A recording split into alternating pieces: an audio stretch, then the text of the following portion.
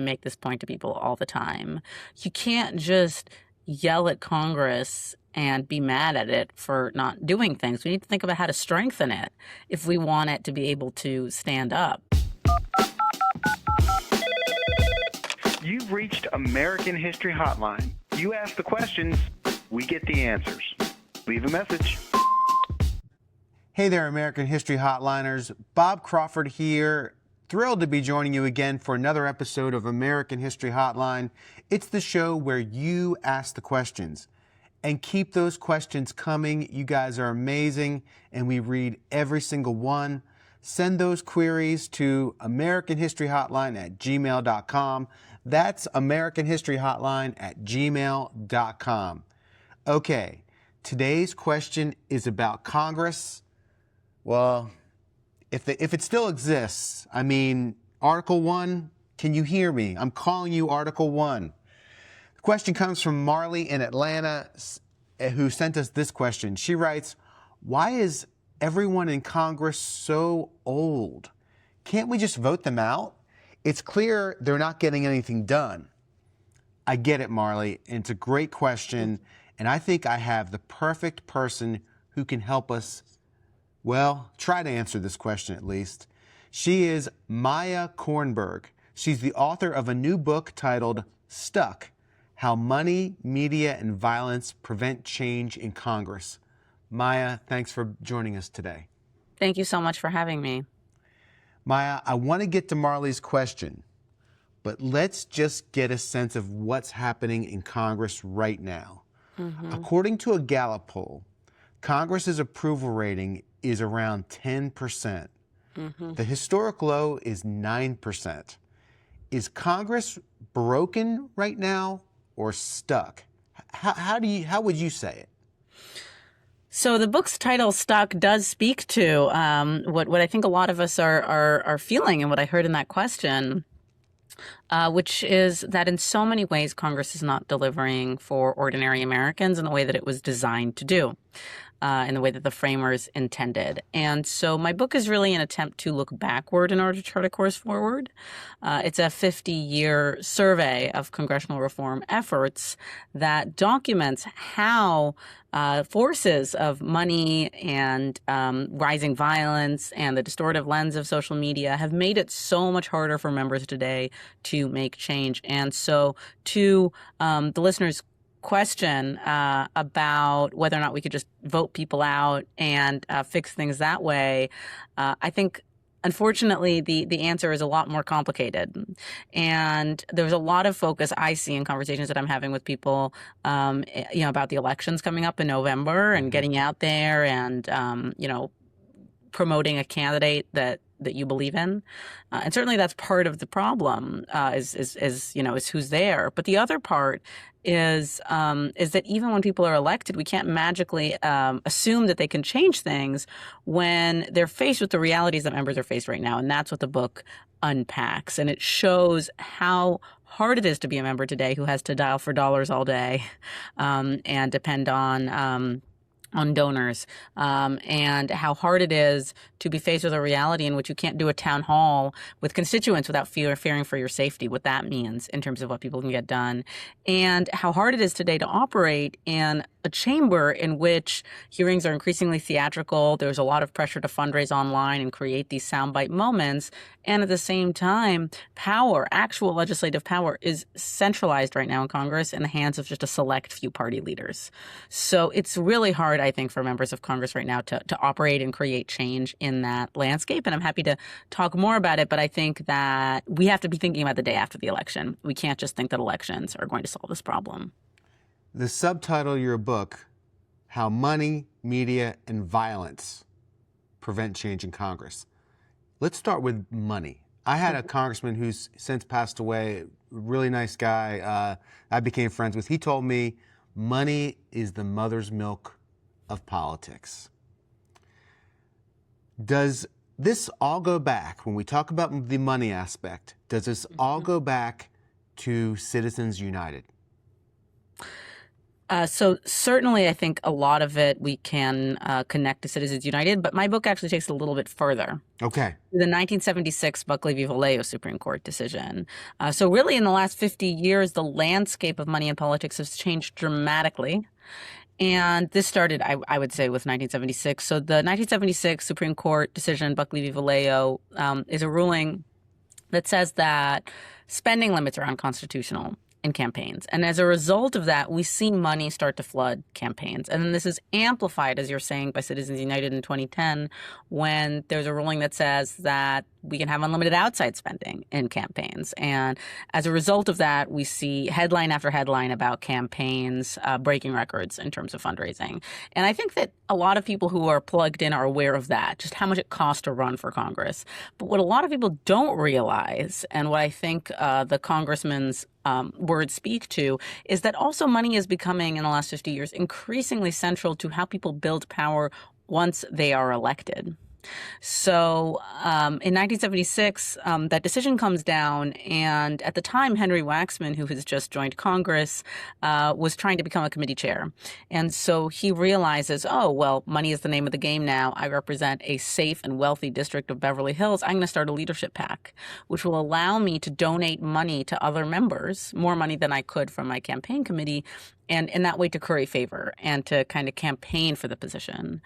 He indeed wins that committee leadership position, and fast forward 50 years, almost every member of the House now has a leadership PAC. And you basically donate to other members in order to build relationships. And in addition to that, now, unlike 50 years ago, you're expected to pay dues to the party. According to leaked documents, sometimes that's millions of dollars that you're paying to the party. And this is central to you campaigning internally within your party and within what's called party steering committees that decide on things like committee assignments and leadership positions. So you basically have to pay to play now. You have to pay to get onto certain committees. A lot of it is about fundraising. And that, I think, people don't realize because it's very opaque how that works in Congress. And that, I think, should be equally shocking to us. Because not only do you have to raise astronomical amounts to get there and to get reelected, now you're having to raise money to actually make a difference once you're there and to build power and clout in the chamber. We had Megan Gorman on last year. She wrote a book called All the President's Money. She talked about how you practically need to be a millionaire to be able to run for president. What about for Congress? You know, once you get there, you can begin to form your own PAC and begin to throw around your own patronage or whatever it is. But to be a congressman or a senator, do you need to be starting already as a millionaire these days? Well, I mean, we could just look at what Congress is now, and the majority of members of Congress are millionaires.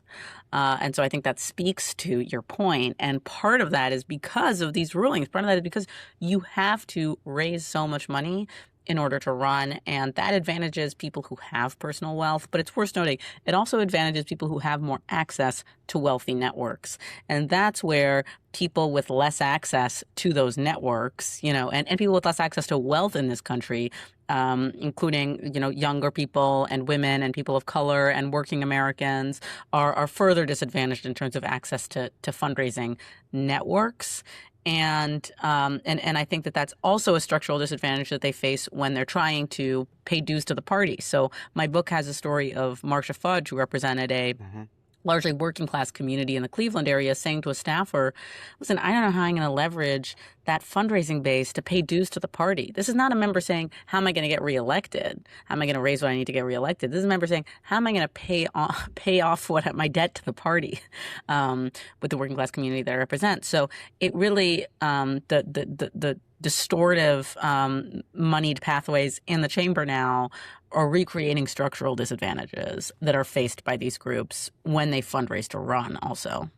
So to button up the money aspect of this, if we're thinking money, media, violence, how do we break that? How do we break the money stranglehold? Well, certainly my book argues for the urgency of things like ending Citizens United, which I would argue could not be more important right now. But uh, but also, in the interim or alongside pushes to get big money out of politics, which I think could not be more important, things like small donor public financing, which help level the playing field. These are programs that exist in places like New York City and New York State, where members can raise small dollar donations, and those are matched by public funds. And we know that women, for example, are more likely to fundraise from a large group of small donors versus a few mega donors when you compare them to men. And so it's a great equalizer for different groups running for office. And again, things like that, different campaign finance reforms, I think can help get us part of the way. Let's talk about the media. I think a lot about how we live in our hermetically sealed media silos, right? We get to choose what we hear and who we hear it from. So talk about the ways that the media landscape is jamming up Congress. So, as I mentioned, there's a tendency now towards these theatrical soundbite moments. Now, part of that, it's worth noting, is because of a dynamic in which fundraising is increasingly happening online. And with a viral moment, you can fundraise. And so the book gives the example of Joe Wilson yelling, "You lie," in the middle of Barack Obama's address to Congress and using that clip to fundraise because it gets attention. And we see that elsewhere. But also it's a way for members to build a public profile in a Congress in which, and kind of exert public power, in a Congress in which a lot of times they get there and they are shocked by how little power they have when they arrive. I just did an event with a member of Congress. He just retired from Congress actually a few months ago after over a decade there. And he compared freshman members. He said they're relegated to the role of a potted plant. That's about as much power as they have when they get there. And he told me, he got there and he had all these visions of what he was going to do. And, it's really hard to do that when you get there because right now the system is that bills are frequently just written by a handful of party leaders with some lobbyists and pushed down to a vote. Some members are saying, I don't even have time to read a bill before they have to vote on it. And so in that context, it's very hard to think about building legislative power.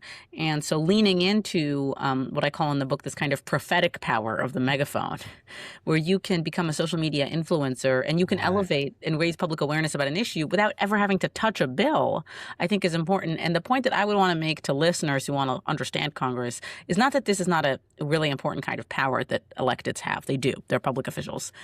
But that it does not translate neatly into legislative power. And frequently the people whose names we know, the people we see on social media, the people we see on television, those are not necessarily the people who are behind closed doors driving major pieces of legislation. We've had guests on this program who talk about technology and the tech oligarchy and how they might be the biggest threat to democracy. How does big tech play into congressional dysfunction? So I think big tech is both something that I would shine a light on in terms of creating the problem, and I think kind of speaks to, which I'll get to in the second part of my answer to you, speaks to kind of how Congress is the problem in its inability to regulate it. I do think that, as I mentioned, social media, which Congress has struggled to regulate, has become both something that is an incentive structure for eyeballs and acclaim for members. Of course, this started with television cameras being introduced to Congress, and it was accelerated with social media. But also it's become a major vector for abuse for electeds, not just members of Congress, but electeds and candidates at all levels have told me, and we know based on our research, are suffering from a lot of harassment and abuse in a social media landscape that is largely unregulated and in some instances, algorithmically problematic in terms of encouraging this kind of behavior. And the other thing that I would point to in terms of Congress's inability to handle this issue is that it speaks to how Congress is just not organized to regulate the modern economy, including, a huge growing, emerging sector of the economy, which is the tech sector. The last time that Congress reorganized its committee jurisdictions was before the internet existed in the 70s. And so frequently when we have hearings on AI or hearings on the tech industry in Congress, it's half of Congress is there. And each committee maybe does one hearing on it. And, you've worked in organizations, I've worked in organizations. When everyone is in charge of something, no one is in charge of something. And so we need a committee, a tech committee. I've been arguing this for quite some time. Every chance I get, I make a pitch for it. We need a tech committee in the House and in the Senate that has jurisdiction over the tech industry and has staff experts that have expertise in tech. And we need to simultaneously be thinking about reining in the power of the tech lobby again, and the power of it that is amplified if we don't end Citizens United, and continue to allow moneyed interest to disproportionately sway policymaking. So I think that again, Congress needs to take some steps to effectively regulate this industry. When I think about Marley's question about all the 80-year-olds in Congress, it makes you realize that they're dealing with tech and they don't even understand tech. Right. They're so disconnected from it that how can they legislate on it when they don't get it? Do you think that the advent of cameras like C-SPAN, which started in 1980, maybe 1979, do you think that has helped our democracy or hurt our democracy? I think it's a double-edged sword that we need to reckon with. So when C-SPAN and, when television cameras were introduced into Congress, folks like Newt Gingrich, former member, former Speaker of the House, are known to have made speeches to an empty floor because they knew that someone on C-SPAN was watching. And members will tell me this. They know that people are watching them, in particular in hearings that will get attention. So when we think about, for example, why oversight hearings and, confirmation hearings for nominees seem so theatrical, that's because they know that, in the case of Brett Kavanaugh's confirmation hearing, there's tens of millions of viewers. I was recently looking at articles about, Sandra Day O'Connor was the first nominee whose confirmation hearings were televised in the 1980s. And the journalists were dumbfounded by the fact that, there's questions that seem to be gotcha questions. They don't seem to actually be inquisitive questions. Now we kind of see that that's commonplace. And Representative Lauren Underwood, who I interviewed for the book, called this an incentive structure that is about eyeballs and acclaim rather than substantive policymaking. So I think we have to reckon with that. And I would argue that the solution is to create more spaces for members to interact and have conversations that are off camera, in addition to having the on-camera spaces. Because, of course, transparency is really important for our democracy, and I think especially in the context of the low trust and low approval ratings that Congress is suffering from right now, it's really important to have a place like C-SPAN that people can go to understand and see what's going on, even if they don't always go to it. It's important to have that, and I think it's an important accountability measure also for democracy to have transparency. So I just think that we need to think about the ramifications and perhaps be creating more spaces for organic conversation as well. I don't want to take us off the topic of Congress, but just curious, what do you think about cameras in the Supreme Court? Should we have cameras in the Supreme Court? I think that's a tricky question, and I'm not a Supreme Court expert, but I do think that that's a different kind of dynamic from the dynamic that, for example, I study in Congress. And I think that, again, my gut reaction would be that transparency is good in these conversations. But again, if we look at the dynamic of Congress, we just have to be aware of all the ripple effects of that and, the spaces that we need to create for people to be having organic conversations. But I think in general, transparency is healthy for our democracy. This is American History Hotline. I'm your host, Bob Crawford. Today, my guest is Maya Kornberg. She's the author of a new book titled Stuck: How Money, Media, and Violence Prevent Change in Congress. We're talking about Congress, the thing that people like less than anchovies on pizza, which I agree. I hate anchovies on pizza. I actually like pineapple on pizza. Some people don't. Maya, do you have an opinion? Take. That's a hot take. I am not. I've never understood the pineapple on pizza myself, right. But I respect different viewpoints. That's what we're about. That's right. It's a democracy. Remember to send us your burning questions about American history. Record yourself. using the voice memo app on your phone and email it to americanhistoryhotline@gmail.com. That's americanhistoryhotline@gmail.com. Back to our show. Let's talk about the violence that we're seeing, the rise of violence. We're seeing just politically related violence throughout the country and directed in Congress and at members of Congress. I'd like to shout out Joanne Freeman and her book, The Field of Blood, because she talks about the history of violence in Congress. How is political violence stopping Congress How is political violence stopping Congress from doing its job? Yeah, so first of all, just to lift up what you said, I think Field of Blood is a great book because it Yeah. talks about just the incidents of violence that, again, are not new in Right. American politics. And We don't have politicians walking into a session of Congress covered in blood because they were just a second at a duel. exactly, or caned, Or caned, yes. all of these examples Charles that he Sumner. talks about in that book. So certainly I'm not arguing in my book that political violence is new to this country. And Field of Blood is just one example of many things that have been written about the long history of violence in this country. But I do think that it's manifesting in different ways now.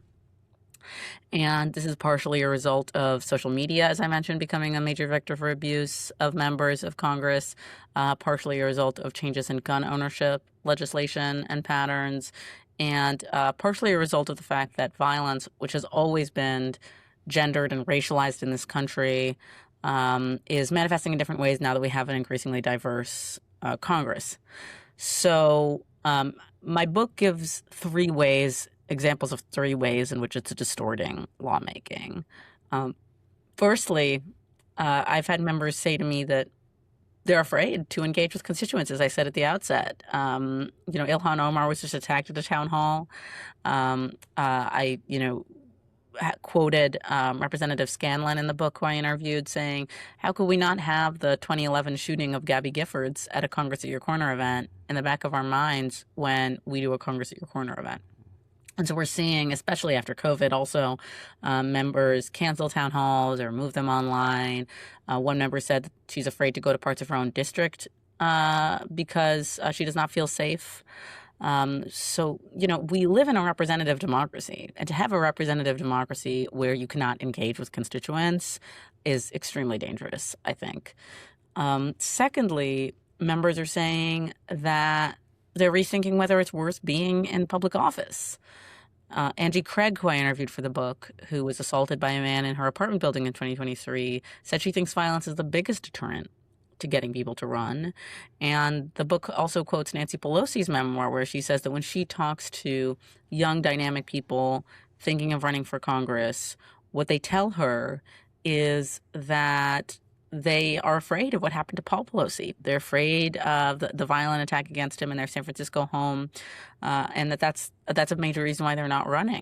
So I think that we have to think about a public attrition problem, and we know from research that violence has a disparate impact on women and people of color in office. These are already underrepresented groups, and so we have to think about the public attrition problem, I think, particularly in the context of groups that are being dissuaded from running or remaining in office that disproportionately bear the brunt of violence.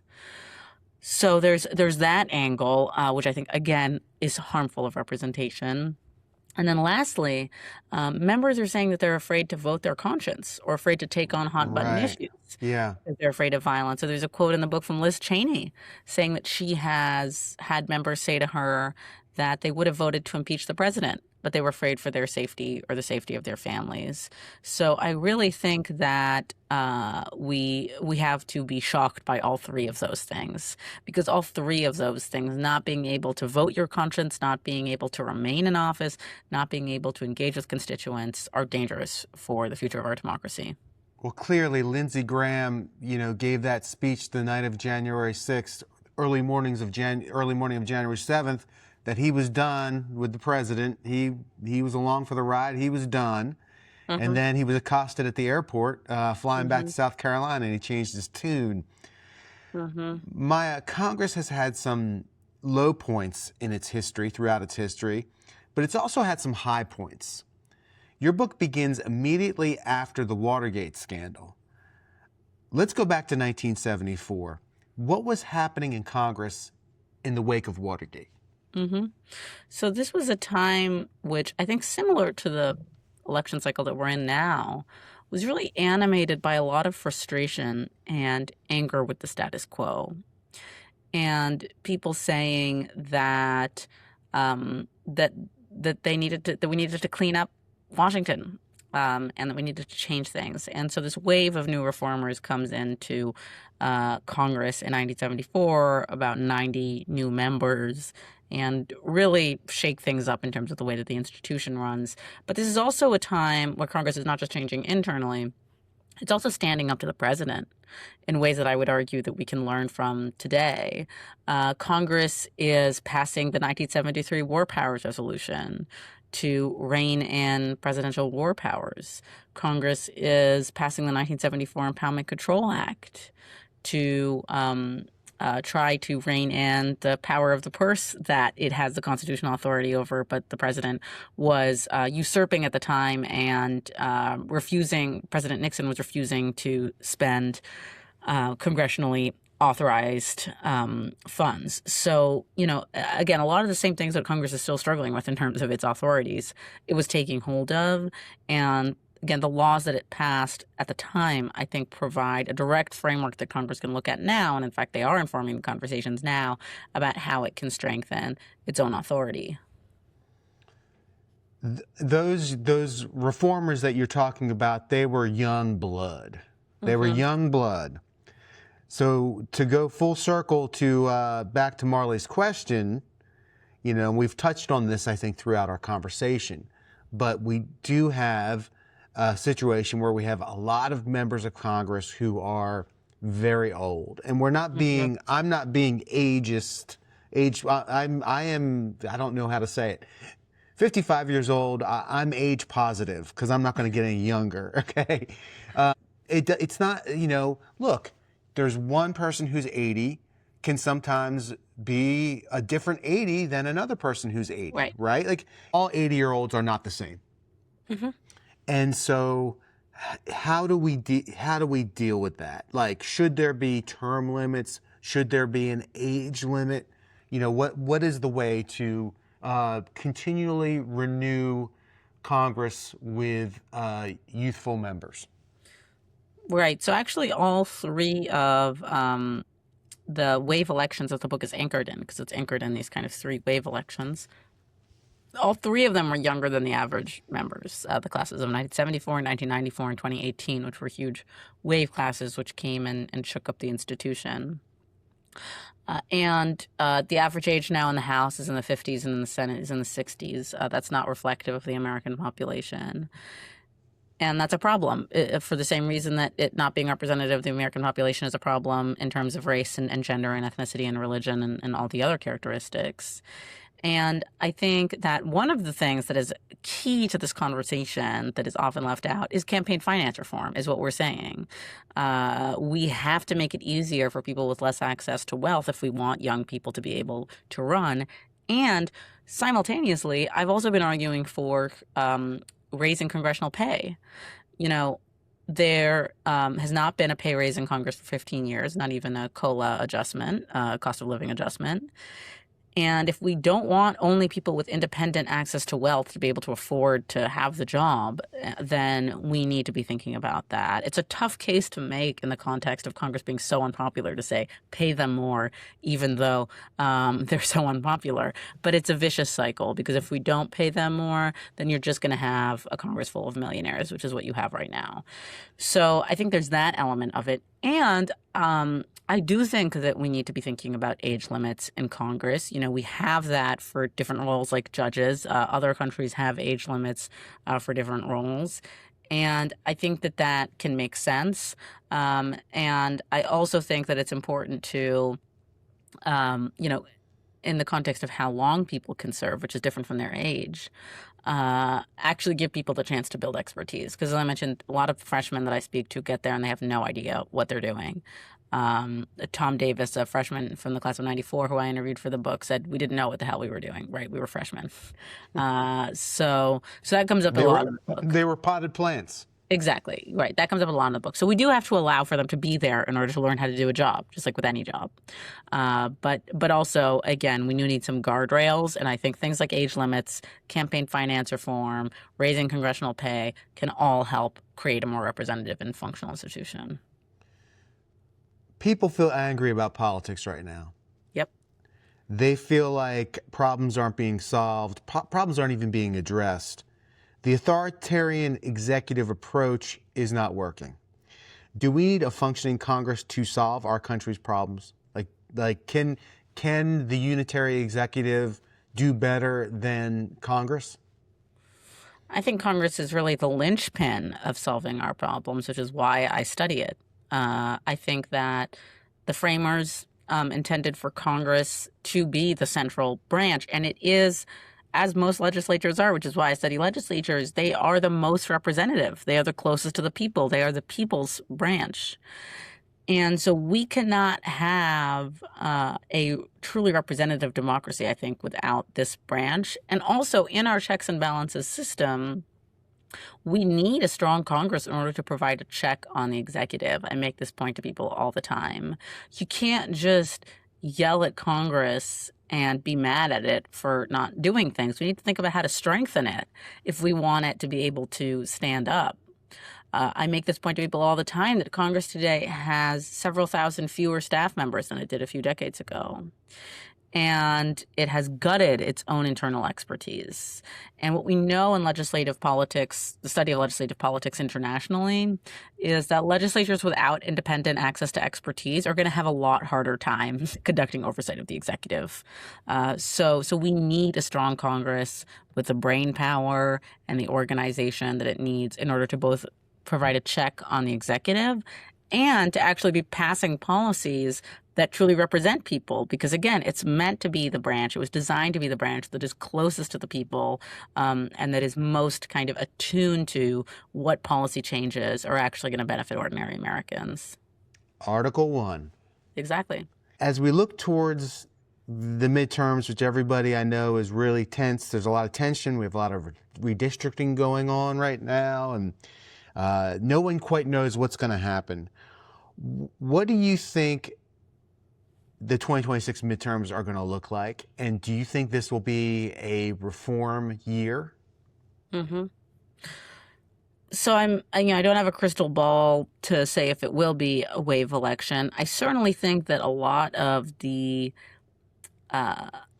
kind of general ethos and feelings that animated the elections that I did look at in the book in the 70s and in the 90s and the election in 2018, that I see that today. Again, a lot of the anger and the frustration and the desire to shake things up and elect people who don't look like the people who are already there.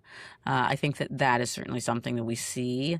I think that we're seeing a desire to rein in executive abuse of power and stand up to that and have a Congress that can do that. And so in that context, I think it's certainly similar to kind of the setup ahead of other wave elections that we've had.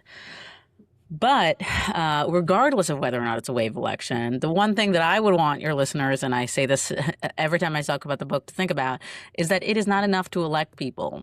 We have to, as much as I think the elections are on everyone's mind now, we have to think about the day after the election. Mm-hmm. Because if we elect a whole bunch of new people who are just a bunch of potted plants, then we're not really going to get anywhere. If we don't solve the structural issues that are making it really hard for people who are elected to actually make change, then we're not going to get nearly as far as we need to get. So that's what I want us to be thinking about. I want us to be thinking about the day after the election and how we can be setting up people who are elected, whether it be a large group or a smaller group, but there will be newly elected folks there, setting them up for success. Our civic duty does not end at the ballot box. Exactly. I've been talking to Maya Kornberg. She's the author of a new book titled Stuck: How Money, Media, and Violence Prevent Change in Congress. Do check that out. Maya, it's a great book, and it's the perfect time for it. Thank you for joining us today on American History Hotline. Thank you so much for having me. I really enjoyed the conversation.